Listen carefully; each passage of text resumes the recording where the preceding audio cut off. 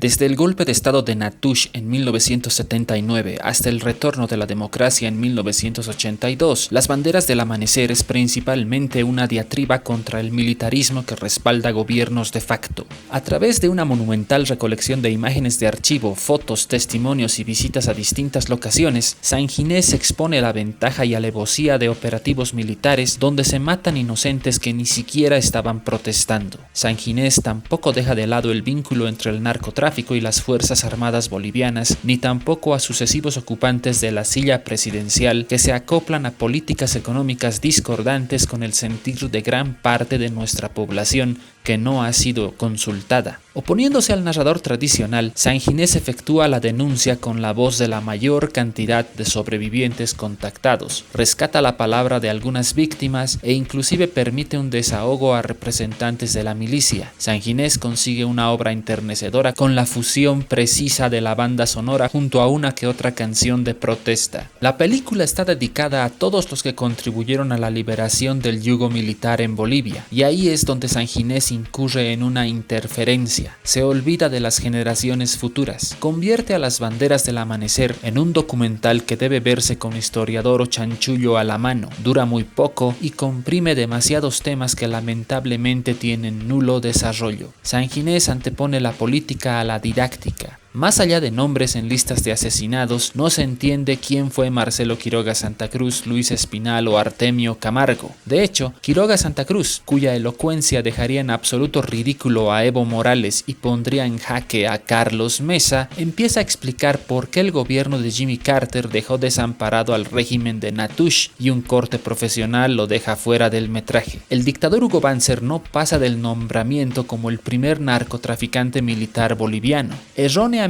se puede pensar que el gobierno de Lydia Gayler no era de transición y se justificaba su intento de devaluar el peso boliviano. Suma otra interrogante el caso de la Gaiba, que amputó el brazo armado del dictador Luis García Mesa. Solo los muy entendidos pescarán la referencia a los asesinatos en la calle Harrington. Alguien también puede quedarse en ascuas sobre lo que Hernán Siles Suazo prometió y no pudo, no le dejaron o no quiso cumplir al llegar a la presidencia gracias al voto, etcétera, etcétera, etcétera. Sin embargo, uno de los mensajes en las banderas del amanecer, donde por cierto flamea la tricolor con la que sí podemos identificarnos todos los bolivianos, sostenida en la película por campesinos y mineros de la década del 80 que no se ocupaban de izar ni obligar a nadie a portar la huipala bajo amenazas de violencia como pasó en 2019, es que no importa si es un dictador, un presidente transitorio o el vencedor legítimo de un proceso electoral el que acomode su culo en la silla presidencial, si el sistema